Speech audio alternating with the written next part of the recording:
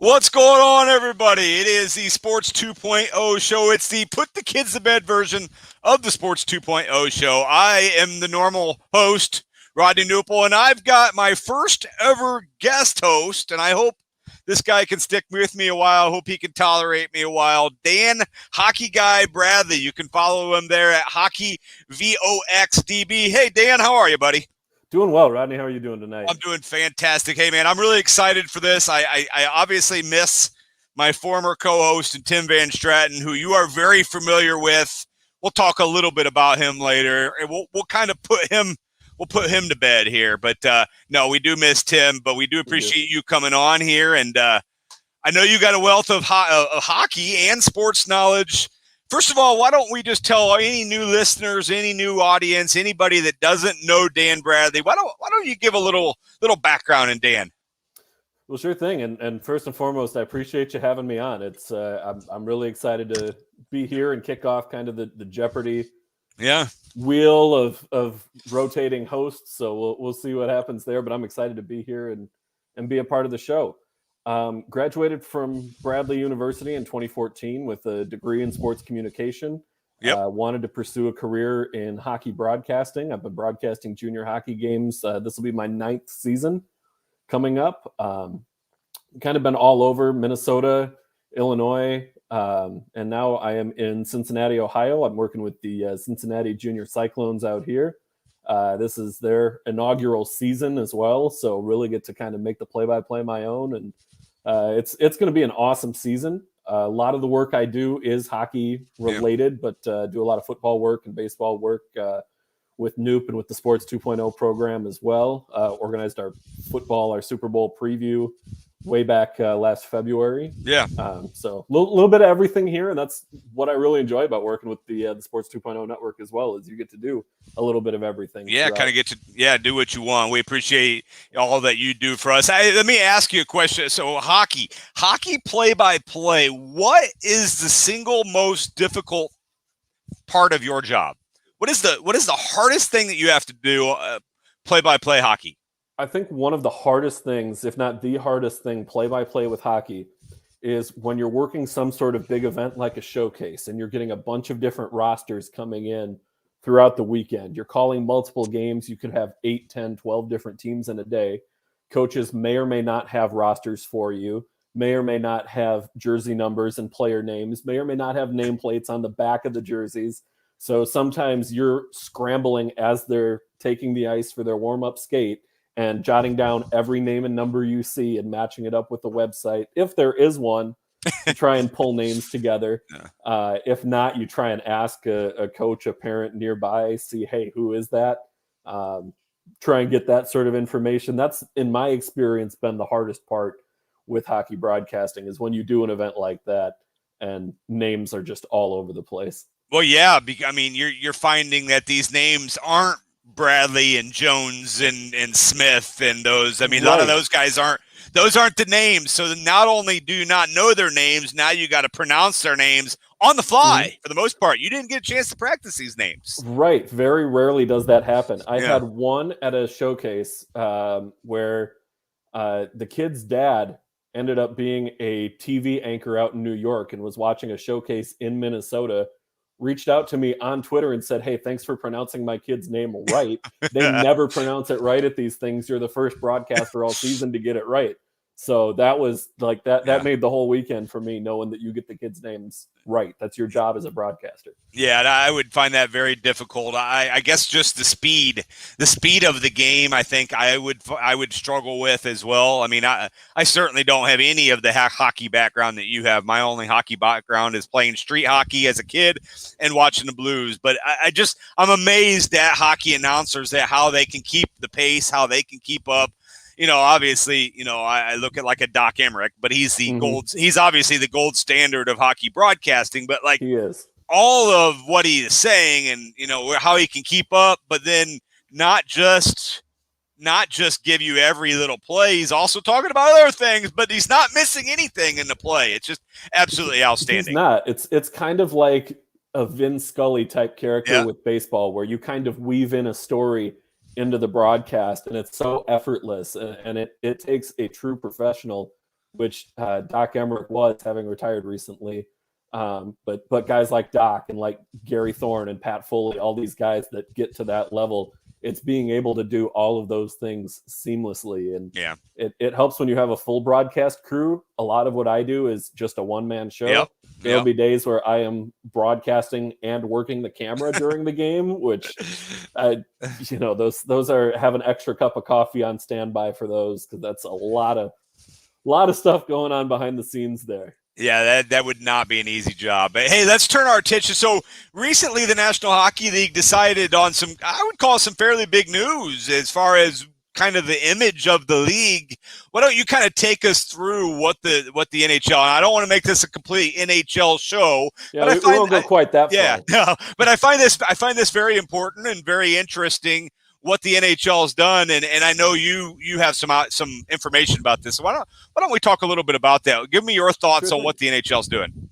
Yeah, so the NHL has decided to start allowing sponsor patches on jerseys, and that's kind of been something that hockey fans are really trepidatious about. They're not quite sure, because with hockey culture, the jersey is sacred.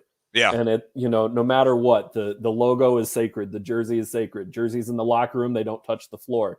You get in big trouble if they do. Guys are very protective over that sort of thing at all levels. You learn it from, peewees and squirts and midgets all the way through to the NHL level. So the idea that the NHL has now started to allow, last year it was on the helmets, wasn't necessarily always noticeable. Now it's going to be on the jerseys. And that also means it's going to be on the jerseys that fans are buying as well. So there is a little bit of concern over that. What if I want to support the team, but I don't like the jersey sponsor? That can become an issue as well. And this whole idea, I mean, we all know it's about the money. That's what it comes down to at the end of the day. But one of the biggest reasons for this decision, taking that money one step further, is the issue of the salary cap. I'm not going to get into how escrow works and all of that kind of stuff with the revenue splitting.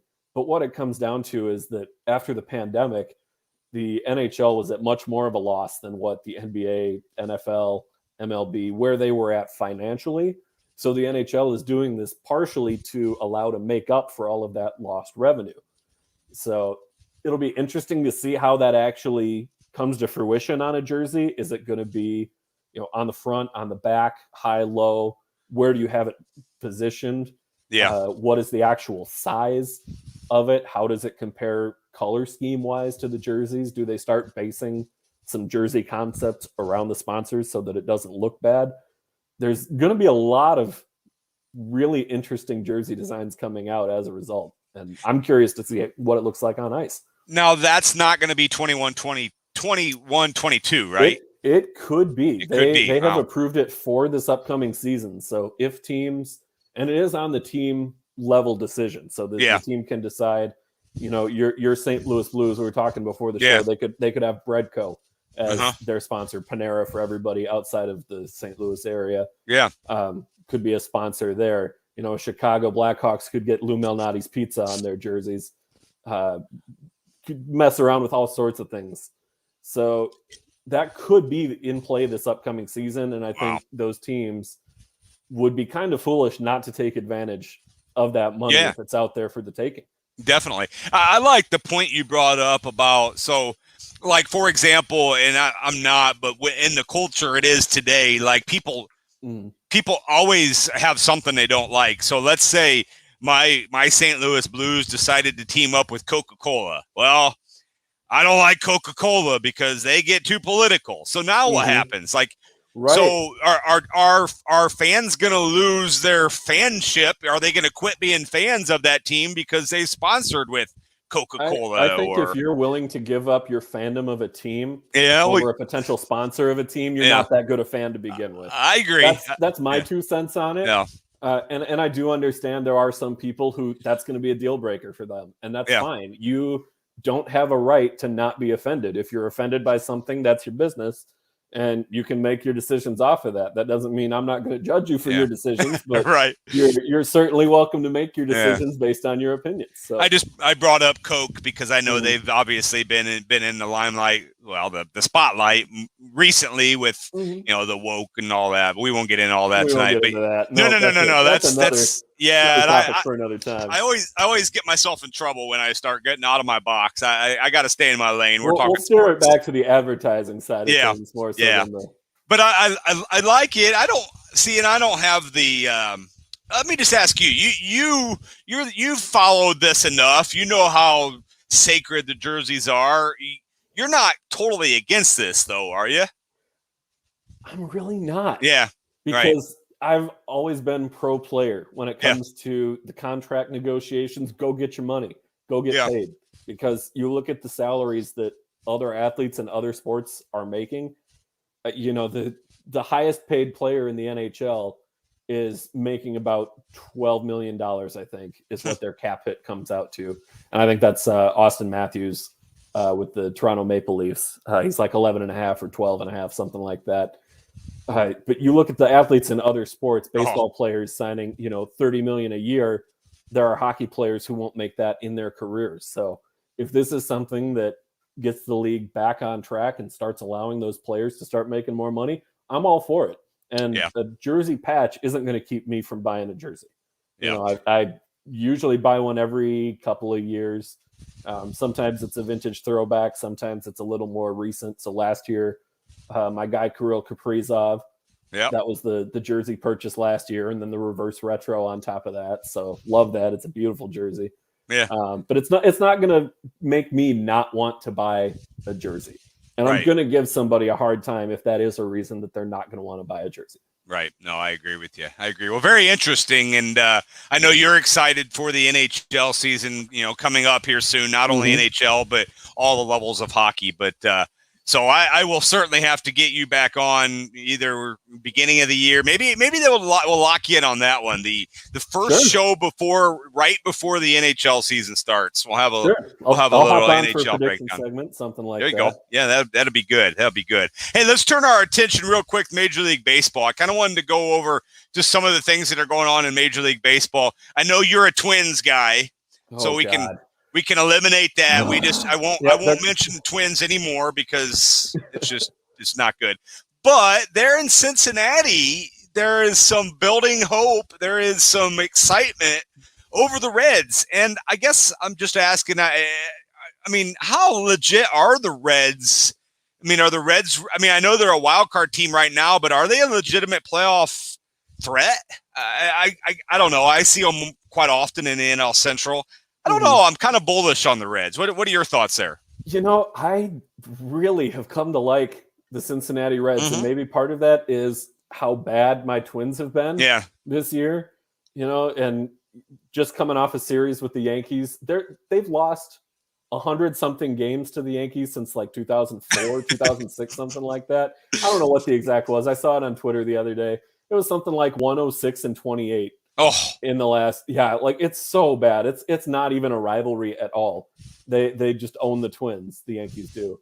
So I've kind of been a little more on that Cincinnati bandwagon this year and supporting where I'm living. And the city is really starting to kind of take some buzz about it. I mean, Cincinnati has always been a baseball town. And of course they've got the Bengals out here too, but the focus is really on the Reds. So in recent years, or I should say in recent weeks and months, rather, the Reds have really, you start seeing more Reds jerseys around town. Yeah. People wearing the Reds hats. People are bought in. And I think, will they make the playoffs? I think they will. Will they make it to the World Series? Maybe not quite. I don't think they have quite the roster to compete, especially when you start looking at the National League West, and you've got the Dodgers and the Giants and the Padres are in the mix. It's going to be tough for them to get there. Yeah. But I think they're a playoff team. I really do. Well, the thing I see about the Reds, you mentioned probably not a World Series team. I mean, if the playoffs started right now, they got a one game playoff against the Dodgers. Underdogs. They're probably done right there. Yeah, big underdogs. And then if they win that, then they have a series against the Giants, who are the best team in baseball right now. And then if they find a way to do that, they got the team that's like 9 games ahead of them in the Milwaukee Brewers, or a team that's won 9 in a row in the Atlanta Braves. So, it's a long shot.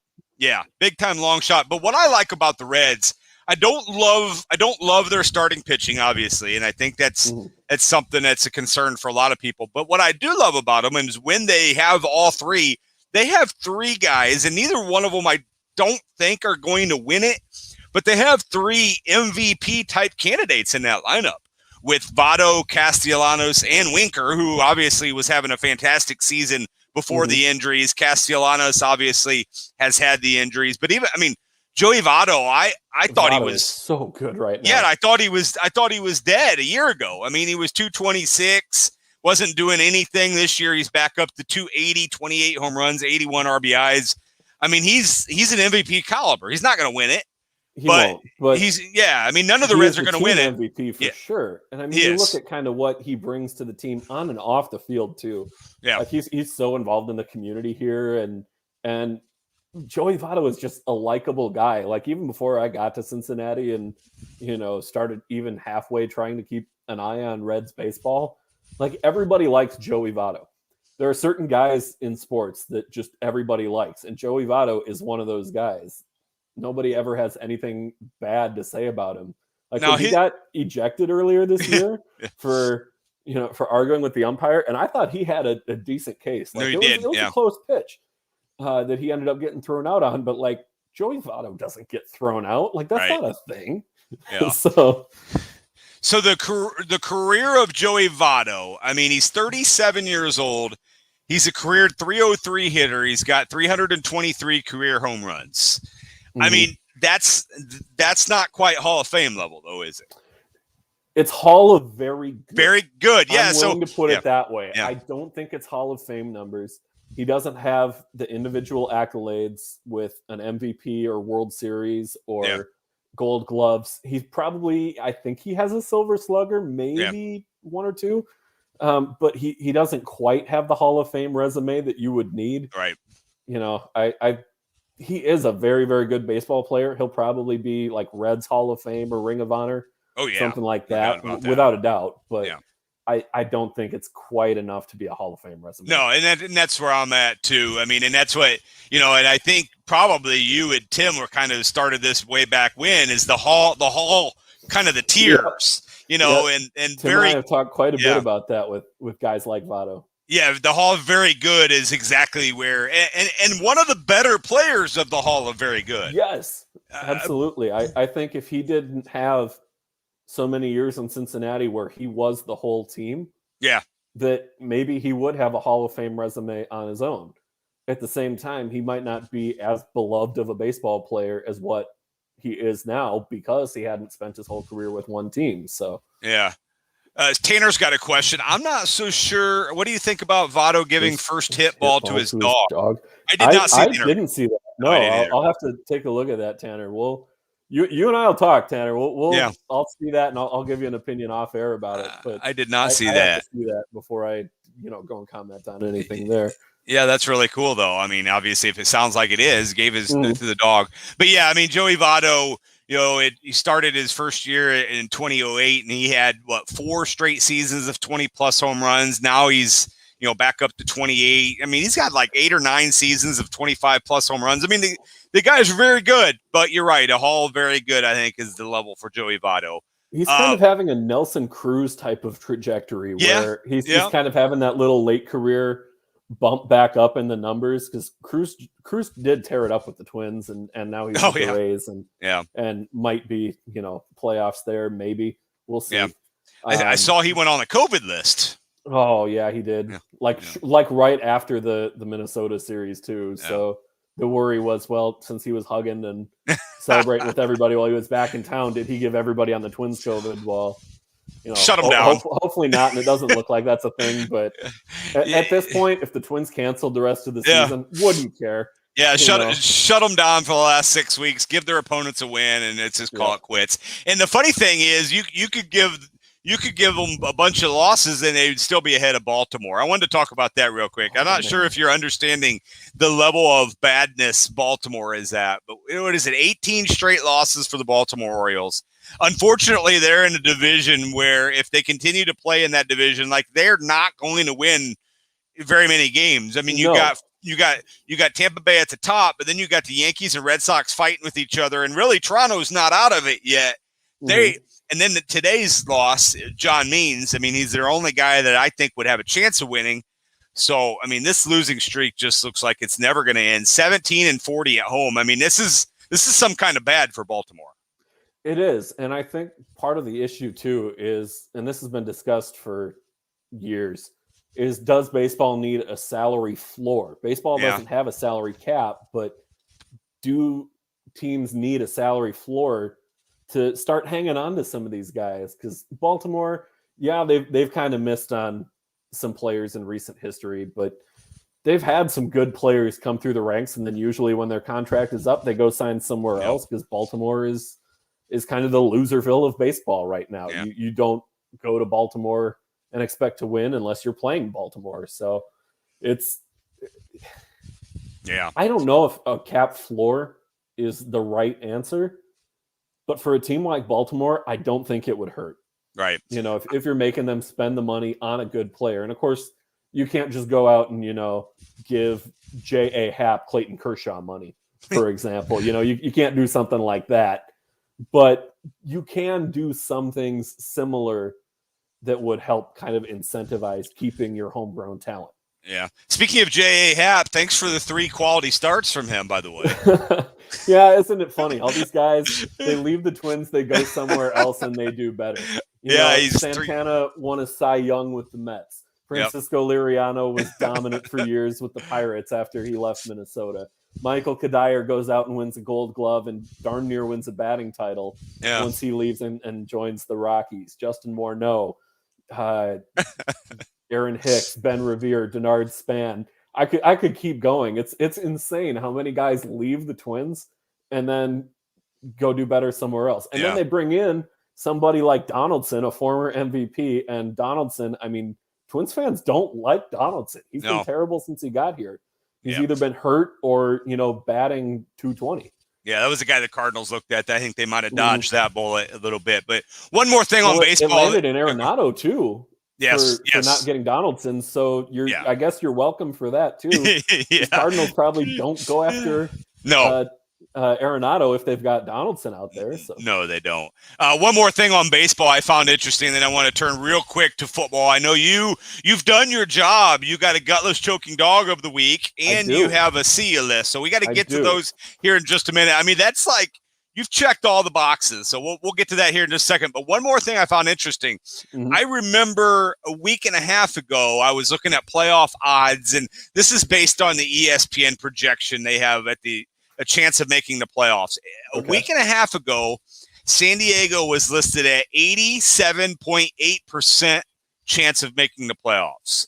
So roughly in the last 10 days, they are now down to 26.8% chance of making the playoffs. Cincinnati is now 63.4%. Cardinals have jumped to 4.2. I mean, there's not much there. Philadelphia grabbed 20%. But the Padres in their free fall, I mean, it's hard to imagine with a team like with Fernando Tatis and a team that built up so much at the deadline.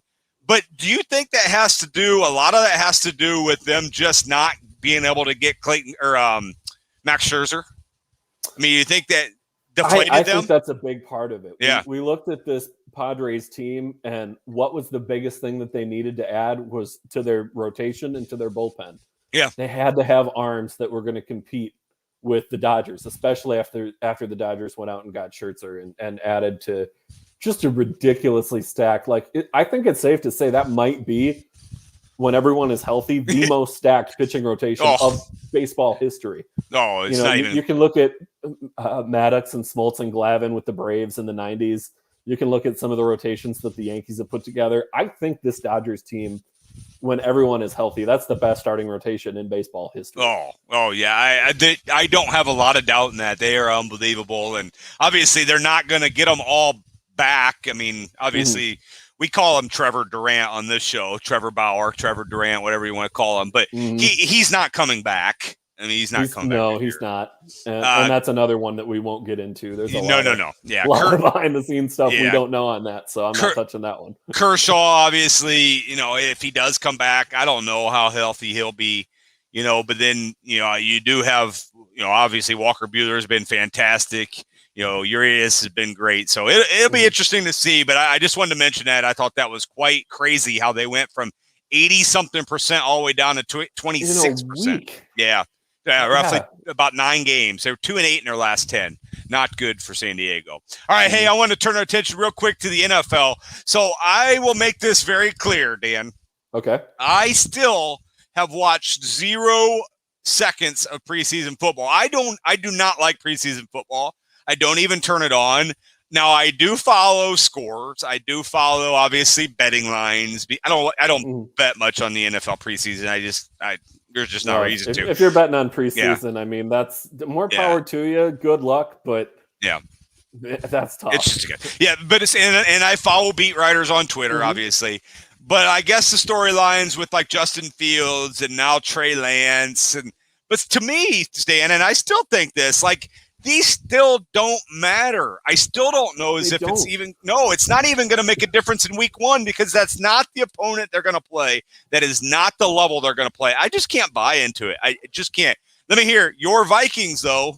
You watched a little bit of that. Where are we looking there? Because I know week 1 didn't go real well. No, week 1 was bad, and week 2 was only slightly better for my Vikings. I texted a friend the other day. I said the Vikings could go 6-11 this year or 11-6, and I will not be surprised either way because the Vikings are just kind of all over the board right now. The offense, the first-string offense, has yet to score a touchdown. Kirk Cousins did not complete a pass to an actual wide receiver yesterday. He hit Irv Smith a couple times. No, I take that back. He did hit one receiver, and it was a guy that I didn't even know was on the roster. It's like the number 6 or number 7 wide receiver on the depth chart. And he's wearing like 94 or something, probably, right? Some high number that nobody else had. Yeah. And then Adam Thielen got hurt too, which, that's always cool. So I haven't heard an update on where he's at, but he limped off the field and didn't come back to the game after that. So, but you're exactly right, though. The preseason, for 95% of the players on the field, it doesn't matter. No. A lot of those guys either already have their roster spot locked up or they're trying to impress so that they can get picked up somewhere else because they know they're not going to make it where they're at. Get signed to a practice squad, get your whatever the pay is at now. I know it used to be like $6,000 a week for being on the practice squad. Right. Not a bad gig if you can get it. No, so, it's not. For those type of guys, and then you see some of these plays where it's you're trying too hard. Like, it's preseason. Nobody's out there, it's not, the Super Bowl is not decided in preseason week 2. No. One thing we did find out is the Baltimore Ravens are the best preseason team ever. 19 in a row. How do you win 19? Insane. Yeah. How do you win 19 Harbaugh can't, he can't care about winning these games, can he? I don't know. Cause some of these coaches are so nuts and so focused on winning. Yeah. That they, any loss is a bad loss. Even if it doesn't count in the standings, when you're at that level, you want to be winning every single game, even if it's an exhibition. Some of these coaches, the way that they're wired, I could see Harbaugh being the type of guy who's wired that way. I could see Mike Zimmer of the Vikings being a guy that's wired that way. Yeah. I could see Mike Tomlin with the Pittsburgh Steelers being wired that way. But those guys, you hate to lose. Belichick, I would think, would be one of the ultimate examples of that. So, some of them, sure, but for the most part, it's like, just get to the regular season already. Right. Wait till the games count. Wait till we've all drafted our fantasy teams. Get everybody there and get them healthy. No, I don't want to draft Adam Thielen if he's going to be done for the season before we even get that news because he got hurt in the preseason. Yeah. One more thing. It looks like Tom put a question out there. Mac Jones gets his first start in week. I don't. If Tanner is still listening, he might be a better one to answer this. Being the Patriots guy that he is, I don't know. Do you have a prediction here, Mac Jones first start? One of our rules on the show, because I've been watching when you and Tim were hosting, is we don't do prep work for the show. None. And one of the things I would need to answer that question is, what is the Patriots' schedule? Are they facing 3 grueling defenses the first 3 weeks of the season? Tanner says week 5. I'll ride Tanner's coattails on that one and say week 5 will be the start for Mac Jones. I don't know. I would need to look at the schedule to see when it lines up best. You don't want to throw a guy in. Bears fans are talking about start Justin Fields week 1. They're playing the Rams. You want Aaron Donald taking Justin Fields' head off in week 1? No. If that guy is going to be your franchise quarterback, you can't start him week 1. Look at what the Chiefs did with Patrick Mahomes. They rested him an entire season, had him sit behind Alex Smith, and that worked out pretty darn well. Yeah. If you think a guy like Justin Fields can be your version of Patrick Mahomes, obviously he's not Mahomes, and Mac Jones with the Patriots is not Mahomes. They're different skill sets. They're different, different things that they do and do well. But if you think he's going to be your guy for the next 10 years, don't throw him out to Aaron Donald for his first game. Play him against Cincinnati. I don't know what Mac Jones' schedule is with the Patriots. So here it is. Week 5 at Houston. Oh, okay. Juicy matchup there. Yeah, sure. Sounds good. Week 5. Bring him on. There it is. There it is, week 5. I like that. Thanks, Tanner. If you wanted to get even further, you got week 7 against the Jets. That could be another team you could go against. But we'll go week 5. There's your answer. No later than week 7, and most likely week 5. All right, hey, it's time to get to a couple segments that we do. We do the GCD, the Gutless Choking Dog of the Week, where we're going to talk about somebody that just didn't have a very good week.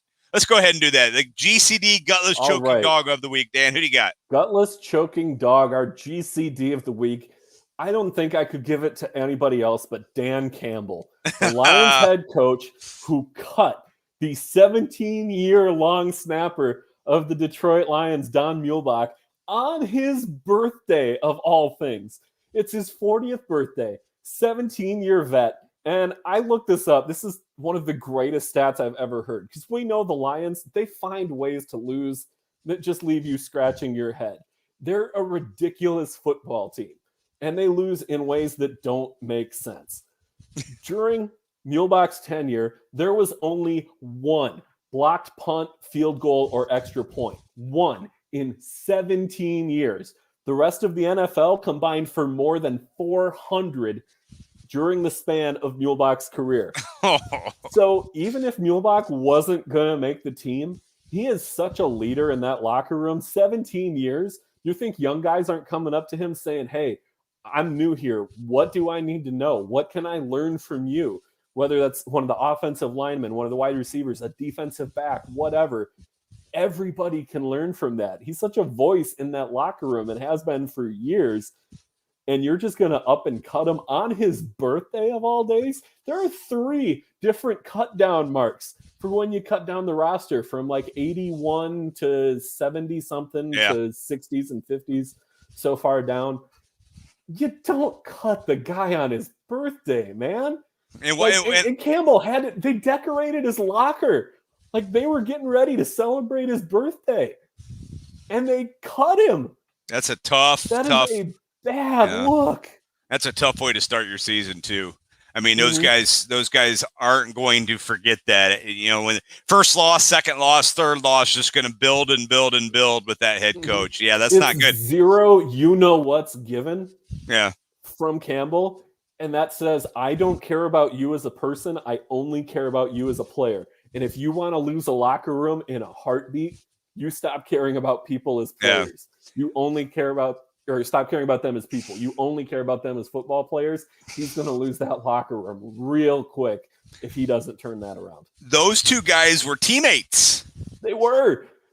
Which is another facet to this. Like, he can't have not known that it was his birthday. I have a buddy who is a big Detroit Lions fan, and God bless him for being a Lions fan. I couldn't do it. Yeah. My Vikes are bad enough. The Lions, I couldn't do it. But he said that with those 2 being teammates, he almost wonders if there wasn't some sort of like a resentment. Yeah, that's what I'm wondering. Teammates too. That maybe it was just kind of a you-know-what measuring contest to kind of set the tone and take some ownership of that room. Which, if that's the case, that's even worse. Yeah. In my book. That's terrible. So GCD of the week, Dan Campbell.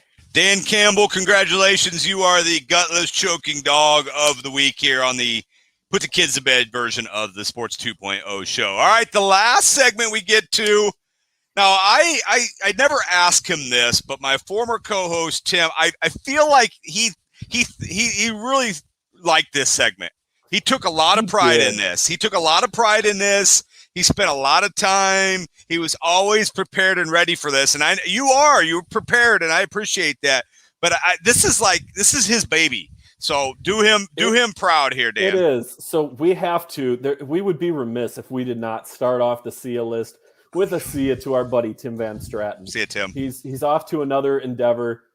He's going to do great things. He'll still be doing some sports content. So at Big Time Tim Jim on Twitter. He's going to have all sorts of great content coming out over the next few weeks, and we're excited to see what he's going to be doing. He's a good buddy to both of us personally, beyond just being somebody that we work with through Sports 2.0 and beyond just being a co-host with you on the Put the Kids to Bed show. You know, he's a friend to both of us as well. So Tim, we're wishing you good luck. This is a much happier SIA than a lot of the entries on the SIA list tend to be. So we're going to miss you, Tim. We know you're going to do great things, and we're looking forward to seeing what's next for you. Yep, I second that one. Thank you, Tim, and see you, Tim. See you, Tim. Now let's get on to some of these more ridiculous and less sappy SIAs. SIA Tim Tebow, cut from the Jacksonville Jaguars. That storyline, is it over, Rodney? I don't know. I kind of think it is. Yeah. Tebow mania everywhere. He's done as a football player. I think so too.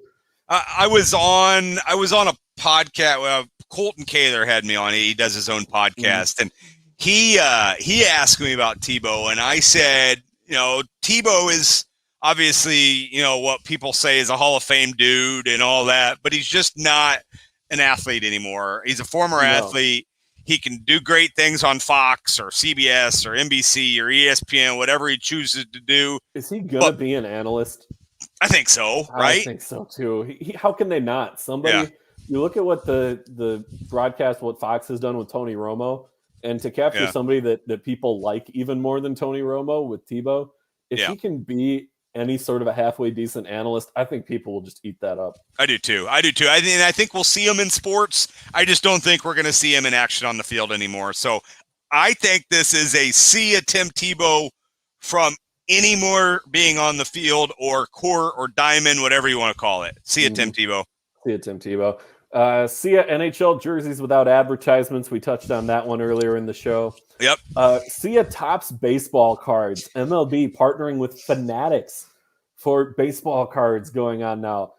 It's been Topps for a long time, and Upper Deck has kind of been in the mix too, but Topps has been the sponsor there for a long time. Fanatics taking over is going to be weird. It is, and I feel like Fanatics is just kind of dipping their hand in everything. They're actually talking about a possible sports book as well. They are. Everybody's trying to get on that now. Yeah, a Fanatics sports book. But the whole thing here, so obviously, I've been in and out of card collecting a little bit more recently. I would call myself an average card collector compared to the main guys that do it all the time. I don't do it for a living. I do it for fun and just kind of messing around. But it's a hobby. You know what? The time has come. Like, everything changes, and I'm okay with Topps being gone. Maybe it sparks some more. I don't know. Sparks something else. I don't know. But I'm okay with it. A lot of guys aren't okay with it. Oh, you got to have Topps. Got to have Topps. Well, I mean, everything comes to an end. You got to have change at some point. So I'm okay with Topps being gone. See ya, Topps. I think so too. I think you got to be able to do something different. It gets stale after a while. Mm-hmm. I think Fanatics, I hope they do something that's cool and fresh, because we saw during the pandemic, like, hobby card collecting went through the roof. The market exploded when everybody was going through their old cards and looking to see what they had. So I hope Fanatics is able to do something cool with it. I'm kind of a little jaded towards them with what they've done with hockey jerseys. Not to rehash all of that, but Fanatics has kind of left a little bit of a bad taste in my mouth with hockey jerseys. So I'm hoping that they do something good with baseball cards. And they are looking to do other leagues as well. They're in talks with the NFL, NBA, NHL. We'll see what happens there, but they're starting with baseball, so Fanatics, run there. Yeah, Fanatics is taking over the world in the sports world. I like it. I mean, I think it's just new blood. It'll be interesting, but that's a good one. See ya, Owen Power, number 1 overall pick in the NHL draft. He's going to be going to the University of Michigan. Will not be reporting to the Sabres to start the year.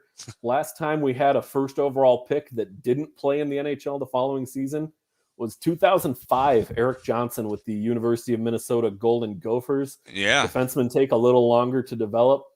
So that was the case with Johnson. Power's going to school. And how about Michigan hockey? They're going to be good this year. I know we're not trying to make this a hockey show, but 4 of the top 5 picks in the draft are committed to the University of Michigan for this year. Can you imagine? I mean, we see in football, Alabama always puts out good draft classes and good players. They've never had, to the best of my knowledge, 4 of the top 5 picks in the draft. Like, it's insane how good Michigan is going to be next year. Plus, they have some players who are already drafted who are waiting to get called up to the NHL. Like, watch out for Michigan hockey. If you're a hockey fan and want to get into college hockey, that's going to be a team to watch. And obviously a tough break for the Sabres. Mm-hmm. Yeah, Sabres have been having tough breaks for years. It's not going to get any better anytime soon there. No, it's not. So, all right, that's a good one. I got 4 more here. All right. See ya, Carly Lloyd, retiring from the U.S. women's national soccer team, a dynamic midfielder. She has had a remarkable career. See ya, Carly Lloyd. See ya, Henrik Lundqvist, another all-time great, headed off to retirement as well. Such a shame that he couldn't win a Stanley Cup. He and Roberto Luongo, the 2 best goaltenders to never win a cup. Yeah. And it's sad because both of them had chances to get there and had some collapses along the way. Two of the great ones. So Carly Lloyd, I'm glad she was able to win something, not totally kill the joy on this segment. See ya, Justin Fields' helmet and headband. Justin Fields got absolutely rocked. He did yesterday. That was, I think, his first drive of the game too. And it wasn't like it was a blindside blitz. Like, that's a blitz he should have seen coming and should have been able to adjust the protection to, hey, pick that guy up. This guy's going to take my head off if you don't. And he just about did.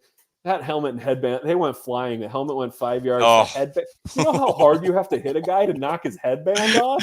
Yeah. That's crazy. That was such a ridiculous hit. That's what Aaron Donald is thinking about doing in about 2 weeks. 2 weeks from now. His chops seeing that. Yeah. He knows if they're starting Justin Fields week 1. Yeah. Aaron Donald's going to have 5 sacks in week 1, just getting after it. Yeah. Yeah. And the Bears line isn't particularly good either. Like, that's not. And you hate to think that, you know, a guy like Andy Dalton is going to be cannon fodder for those first couple weeks, getting through the Rams defense and the Browns defense. But that's kind of what it's going to turn into. Yeah, it is. Yeah, I agree. Yeah, but that was not necessarily funny, but I'm glad Justin Fields is okay. But I am too. It was like, he wouldn't be on this list if he was not okay. So it's good that he is, and we can kind of laugh about it. But man, I thought when I saw that hit at first and saw how slow he was to get back up, I thought he's done for the season right there. Yikes. You know, and after talking last week about how I honestly felt the speed of the game was kind of slow. Like, that was the quote last week. You know, life comes at you fast, man. It does. You can't run your mouth in the NFL, especially against some of these defensive linemen. You're going to get smoked. Yeah, I like it. Our final see-ya of the week, see-ya Mike Richards. He was going to be the host of Jeopardy. He's the executive producer. He stepped down from that role after all sorts of public outcry and backlash. And as a Jeopardy fan myself and someone who has tried out a couple of times to be a contestant on the show, that's one of my goals in life. Really? To be on Jeopardy. Yes.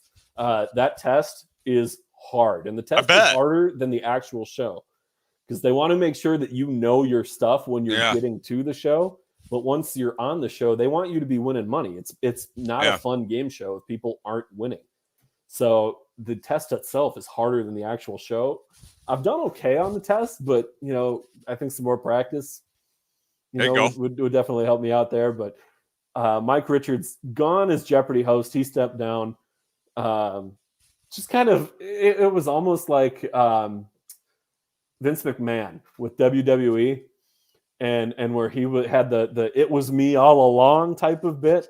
That's almost what Richards did as the EP and give these people tryouts to be the host. And that's kind of what we've done here as well with the Put the Kids to Bed show, what we're going to have coming up. Yeah. So, hopefully if it does end up being me, that'd be cool, but I don't want to end up in a position where I'm going to resign because of something in my past that all sorts of public outcry about. So we'll let Mike Richards take the fall on that, and we'll put the blame on him for everything. So Mike Richards. After you're done here, I'm going to go back through your last 10 years of tweets and make sure you didn't send any tweets that would be offensive to anybody, or you don't get the job. I think it's only offensive if you're a Vikings fan, if you're a Twins fan, if you're a Wild fan, and if you're a Timberwolves fan. Because I rag on the Timberwolves a little bit too. They're the worst franchise in sports. It's bad. Yeah, it's bad. It's so bad. Minnesota sports. What more can you say? Yeah, but it's where I'm from. It's where I grew up. Those are the teams I picked, the teams I grew up with. So. Yep, it is what it is. Mm-hmm. Yep. So, all right, Dan. Well, it's time to get off here. We try to go 40. We said 30 at the beginning, but 30 was too short. We try to keep it right around the 40 to 45. You did a great job today, buddy. I appreciate you coming on. You were very prepared. You had that was a good GCD, a really good one. I like that. And then the See You list is always a good one as well. That's a fun one. I had fun putting that together too. So just kept little notes throughout the week, and I'm sure that's what Tim did too. Was just make notes as things go. Yeah, that's good. So cheers, and thanks for having me on. Yeah, I've got my drink as well. It's our rule. So I'm glad you followed that rule as well. But old fashioned tonight, a little bourbon in there. There you go. Stuff. That's good work. All right, that is Dan Bradley. You can follow him at HockeyVoxDB on Twitter. I am Rodney Knuppel. So long for just a while. I will be back tomorrow morning, 9:30 a.m. for the USA Wager Sports Brief every morning, 9:30 a.m. Central Time. And then I am back Wednesday night for the next Put the Kids to Bed version of the Sports 2.0 show. For Dan, I am Rodney. So long for just a while.